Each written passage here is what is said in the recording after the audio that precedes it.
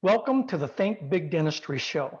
I'm Dr. John, one of your hosts, and I'm joined by the one and only Marilee Sears. Thank goodness for that. Yeah, well, you are truly one of a kind, Marilee, and I love working with you. And I love what we do as a team. And we collaborate well, we think together well. And so it's just a lot of fun working with you. So I enjoy it. The feeling is mutual, Dr. John. I can say 100% that I truly enjoy working with you and that I continue to learn from you. And that's a pretty big comment I want you to know. To continue to have these conversations and that every time you and I connect, that I feel like I walk away learning something. That's awesome. Yeah. And if we're learning, Marilee, hopefully our listeners are learning too. And that's the big thing that we want. We want to stimulate growth and learning, and we want to stimulate results for them. And so again, us sharing my years of experience and your years of experience, hopefully we can accelerate the growth and the learning and results of not patients, of our clients that listen to us. And so we're going to continue today with courageous, fierce, difficult conversations.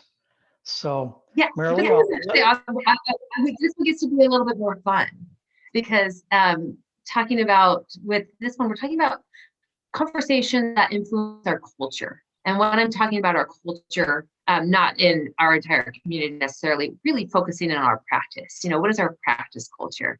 And how do the conversations that we have within our practice influence the culture within our practice? And Dr. John, you're someone who's done that very well. While I'm leading this conversation, I'm going to rely very heavily on you sharing some of your experiences because I've been able to witness how you've done this in your own practice and as you've helped other offices to do this really well too, to create their culture, to develop it, and then to really grow it to be what they want it to be. Because, one of the things why we started working together, helping dentists, and why we have this podcast, the Think Big Dentistry Show, is because it's so much more than just reports and numbers and production per hour, production per chair. Those are things that, I'm going to be honest, I care about. But if we only focus on that, we've missed the heart of the practice. Marilee, right. My feeling is, and it always has been with my practice, is that focusing on the numbers, focusing on the wrong magical component of the practice. When we talk about niche dentistry or niche business, we think about, like my practice was a practice that pretty much involved cosmetic dentistry, Invisalign, and implant dentistry. It was a way of life dentistry. That was truly a niche. But in my opinion, and I think it's pretty darn true, that you can have the skills, you can have the talent, but you're still not going to succeed. And as we shared last time, the biggest differentiator, I think, and this is where I really consider my niche to have been with my practice, was people and relationships. That is truly the niche. That's the biggest differentiator between success and mediocrity. I went through the Pankey Institute. I went through the Dawson Academy. And so I had the skills with the articulator. I had the skills with the diagnosis. We all can look in a mouth, Marilee, and we know what needs to be done. But how do we communicate it to a patient? How do we stitch together what the patient needs? And then I'm going to say with what they want. But I'll bet you probably 95% of the dentists out there really don't get to the point of truly understanding what the patient wants. And the only way we get there is through great, courageous, fierce, difficult conversations. And when I use the word difficult and fierce, it's not difficult as in backbreaking and awkward and that type of thing. Difficult is where we face a fear. And there's a reason why dentists do not go into those difficult conversations is because they're afraid to. And I think oftentimes they don't go into those difficult conversations. Again, I'm using that in quotes almost, the difficult conversations, because they're difficult sometimes to start. They feel uncomfortable, but they bring about such incredible relationships and connection that they're so worth it. But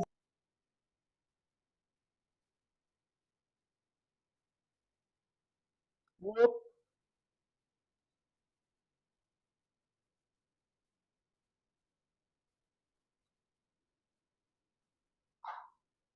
Shit.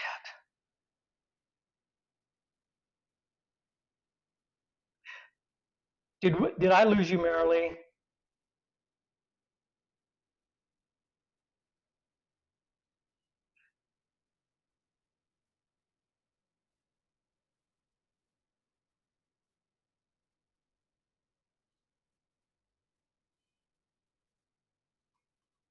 Okay,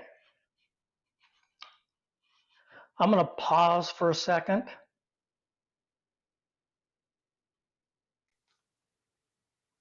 and, and those conversations with patients aren't difficult because they're hard. They aren't difficult because they're stressful. They're difficult because we have to have a level of presence to have that conversation with the patient. And we need to change the way that we think. The truth is, if we actually stop to think when we're communicating with patients, what's going on behind the scenes, what's going on behind our eyes, what's going on between our ears, there's a lot of this conversation in our head of what are our patients thinking, and it kind of goes down to what do these patients think of me? And we need to switch that conversation to be, how can I help this patient think the best about themselves? And Yeah. I feel like when that switch is made, when practices can really help those conversations happen with patients, they reach an entirely different level of success as well as an entirely different level of satisfaction. Because now they know that they're not just doing good dentistry, now they know they're really making a difference. Correct. Correct. And Yeah. Again, with my practice, and this worked so well. Again, through the years, I had all the means for the diagnosis and the treatment planning and whatever, but it wasn't until I learned how to communicate and relate, Marilee, that then I could start doing what I was figuring out on the articulator. So all the stuff Peter Dawson taught me and all the stuff that the Pain Institute taught me sat there on that articulator, and it wasn't getting done until I ran into a gentleman, and I think you know who this gentleman is also, Dr. Paul Homley. And I learned from Paul in his course, and isn't it wonderful when people say yes, how to finally communicate with people. And when I did that, game was over. Game was over. My practice became so much fun because the pressure was off, and I was able to step on the other side of the table with the patient, and I could build a relationship with them and provide them hope. And um, again, the style of practice that I had, that's what people came in wanting and needing. They were needing hope. They were needing someone to listen to them. People came in with various degrees of embarrassment, humiliation. They needed someone to finally listen. And the greatest way to listen is ask questions of them, about them, and then be quiet and listen to their answer. And what you did is you took a person that felt relatively invisible to the world, and they then started feeling valuable. And I could see it on their faces and in their bodies immediately when they crossed over that line, where they felt someone is finally listening to me. I am a person of value and worth. Thank you. And literally, Marilee, I didn't even have to look in the patient's mouth before they said, I don't care what it is, let's do it. Dr. John, what you've just embodied there and what you shared goes so hand in hand with a friend of mine who, she's a colleague of mine, but we've known each other now for about 3 or 4 months. And she let me know that she's getting veneers done. She's in California. And we were talking about it because she was asking me some questions. She's like, I'm a little bit embarrassed, but I'm going to get these veneers done. And she scheduled consultations with 3 different dentists, all fantastic reviews. The one that she chose, she told me that he was about a third more expensive. She told me it's $30,000 that she's spending on these veneers. She said he was about a third more than the other 2, had a few less, didn't actually have quite as many reviews, but she said what made her choose him is that she's like, I could tell that he cared, and yes. I could tell that he was listening to me. That's what she said. She's like, he came, this is her exact words. She said, he came in without an ego. He really wanted to find out what I wanted. Yes, exactly. And that's a great point. We check the egos. In fact, you cannot have an ego in niche dentistry where you want to differentiate yourself to a top 1% tier level practitioner and carry an ego in. I never, ever walked in with an ego, Marilee. It was always right on track with them, person to person. There was no doctor-patient relationship. It was person-to-person relationship. And, I've learned that people do not stay or go to a business. People go and stay and do business with people. And when that patient and that client understands and sees and knows that you truly are a person that looks at them as another person of value, they're going to do dentistry with you. Now, we're talking in terms of niche dentistry, and we have the DSOs out there. There's nothing that says anybody cannot use this. You can use this in a DSO. Are you going to be limited somewhat by the corporate structure? Maybe. But if you want to do more of what you really like to do, then find out what that person wants and then give it to them. And it's not just the veneers. They're looking for a lifestyle. And when you can look them in the eyes and say, I'm going to be the one that is going to be there with you the whole way, and I'm going to be your biggest fan when this is done, they sense that and they know that. And so we're talking about a system per se, Marilee, that we can easily share the concepts, but then the practitioner has to do the work. They've got to teach themselves, they have to make themselves vulnerable to learning how to do this type of relationship building. And once you do one patient like this, it becomes so easy. And you know what is interesting, Marilee? I heard this the other day and I love it. Fear. That's the biggest thing that holds people back from doing this. But fear is a phenomenal invitation to our bravery. Isn't that good? That is really good. Fear is a phenomenal invitation for us to use our bravery. And we get to make a choice. I really do love that, Dr. John. It takes me back, and I think there's no way I'll ever get over one of the biggest transitions in my life, which is when my father passed away 8 years ago. And there was this awakening. I mean, there was obviously a sense of loss. But there was an awakening of like, what are you waiting for? Yeah. And I think that's a question that we all need to ask ourselves, is that, share that one more time. Fear is a phenomenal invitation for what is that? The bravery. That's awesome. For us to throw our bravery right out there before us. And it's one of those things, Marilee, that, instead of going around the swamp, you just got to go through it. You just have to, at some point, just jump into it and go through the swamp. Just look it straight in the eyes and say, I'm coming through and you're not going to stop me. And just do it. Do it. That's awesome. Okay. Well, then we're going to dive a little bit deeper in how, in the time that we have together on this podcast today, how they can do that, right? What are some things that those listening can do to start doing that?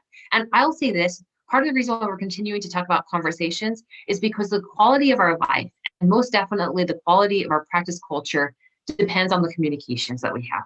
Right. Depends on the communications that we have with ourselves. It definitely depends on the communications that we have with our team, and fundamentally, it depends on the communication that we have with our patients. Because we might think that our culture is one thing, but it doesn't matter what our signs say. It doesn't matter what our uniforms say. It doesn't matter what our website says. If it's not what our patients say about us, if it's not what patients feel when they come into our practice, then we're not doing a very good job of perpetuating and building the culture that we want in our practice. And Right. so I don't think it's necessarily choosing the right words on the website. Those things are great.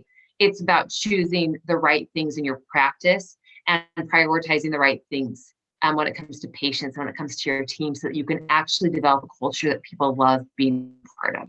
Right. Right. Right. Part of it, Marilee, is that we have a fear, but we as humans, we tend to overthink things.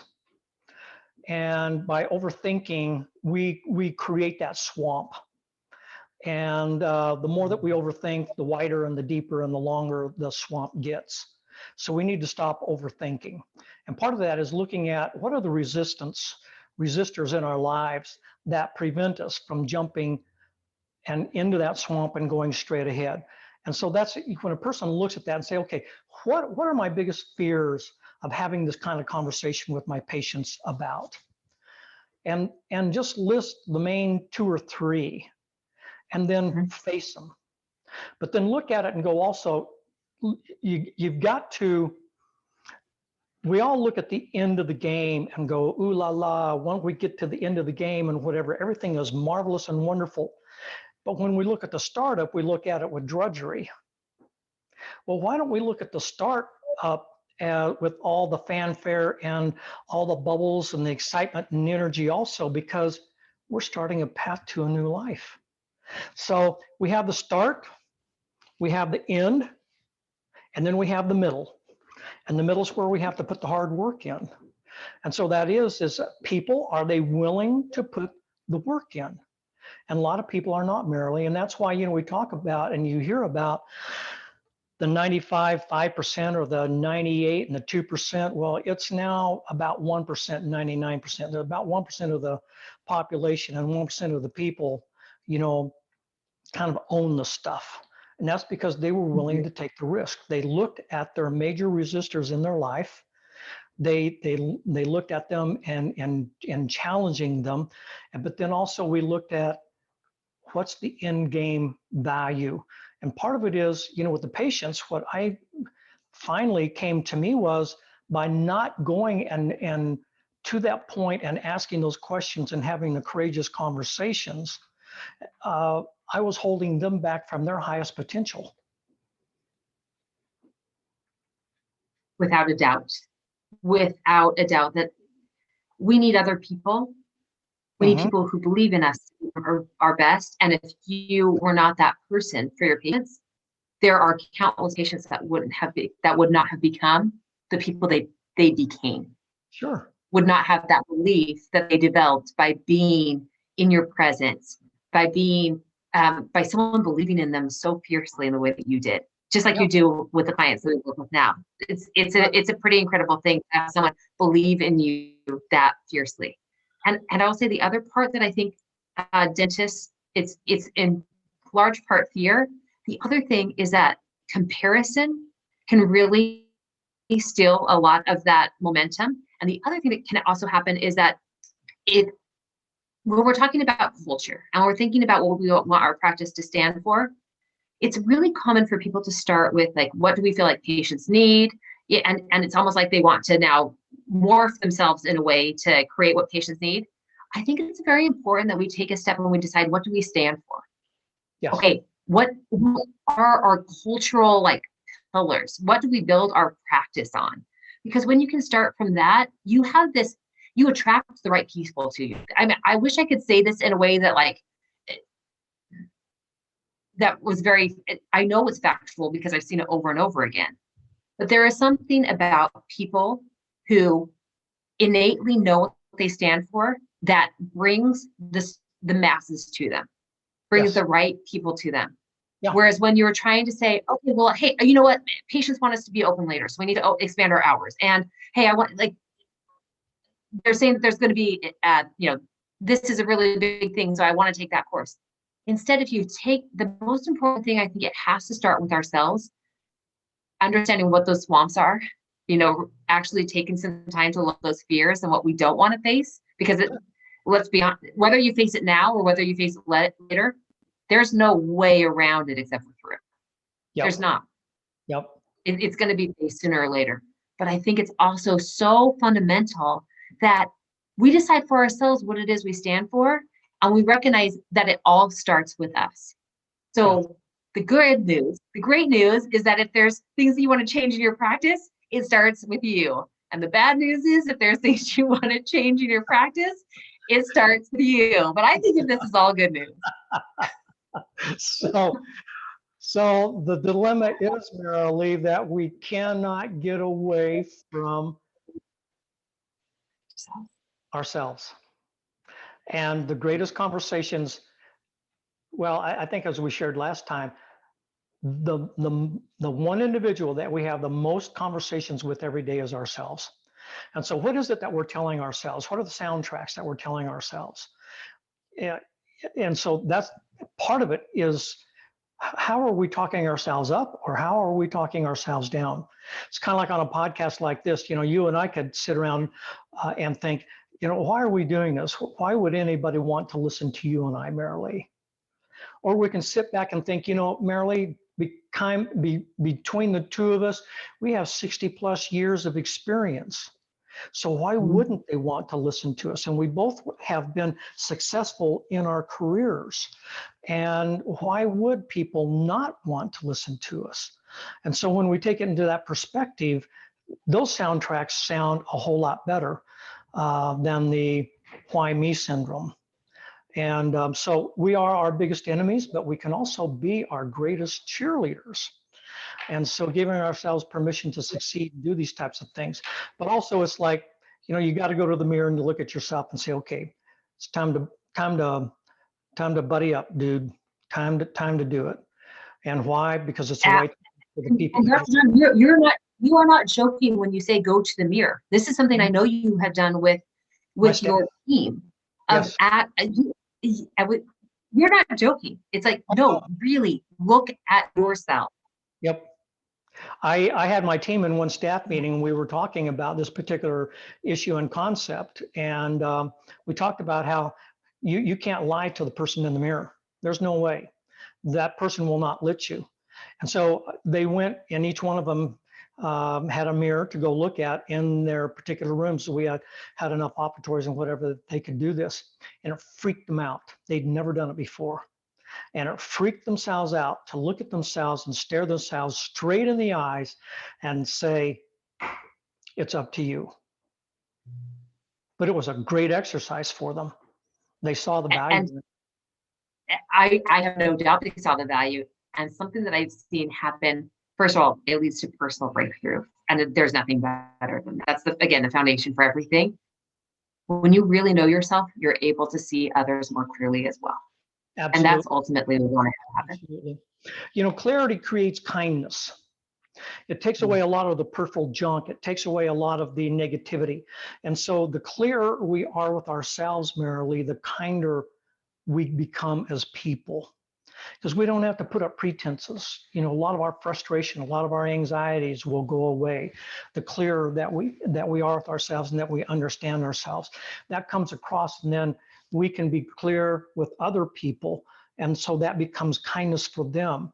And it just opens up the lines for a phenomenal relationship.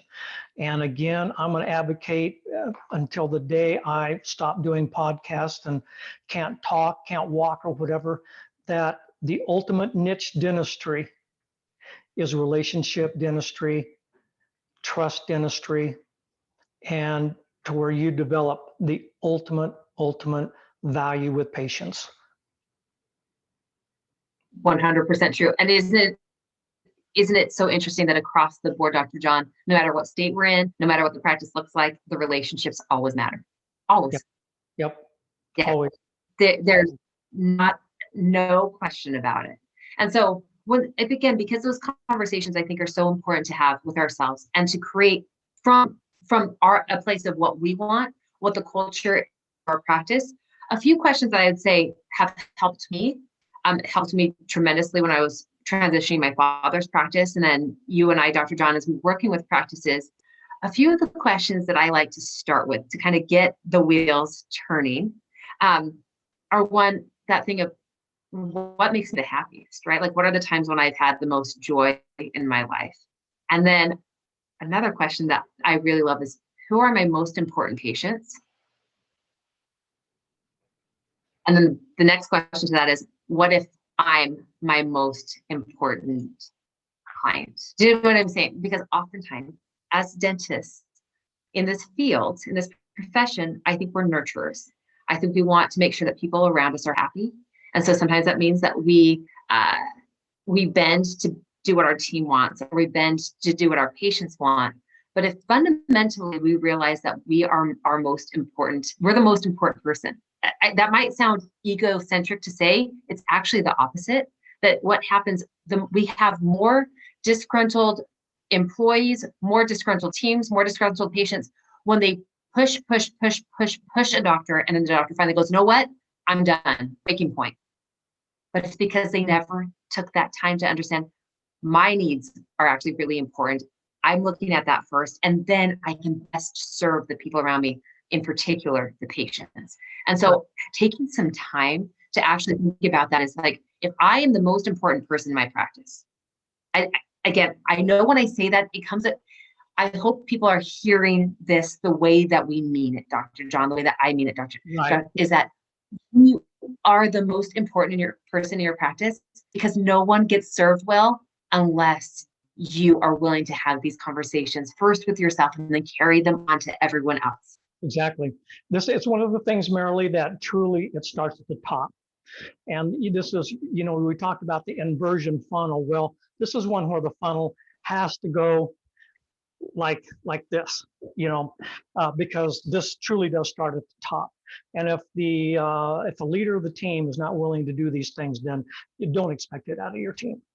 If you're not willing to be honest and forthright with your staff and your patients and anybody involved in your practice, then don't expect them to be with you. And so what you give is what you get. And so I totally agree, Marilee, that we are the most important. And then as it trickles down and our message trickles down, the next most important are the ones that hear it.